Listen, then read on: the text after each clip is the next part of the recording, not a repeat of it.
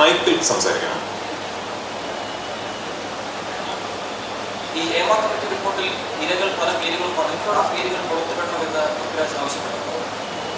ഇല്ല, ഇരകളുടെ പേരുകൾ മാത്രമാണ് സംരക്ഷിക്കപ്പെടേണ്ടത് നമ്മുടെ നാട്ടിലെ നിയമവ്യവസ്ഥിതി അനുസരിച്ച്.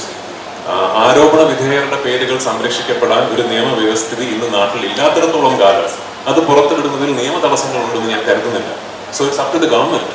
ആ കമ്മിറ്റി റിപ്പോർട്ടിലുള്ള പേരുകൾ പുറത്തു വിടണോ വിടണ്ടേ എന്നുള്ള തീരുമാനം എടുക്കേണ്ടത് ഞാനോ നിങ്ങളോ അല്ല, അധികാരത്തിലിരിക്കുന്ന ആൾക്കാരാണ്. By all means.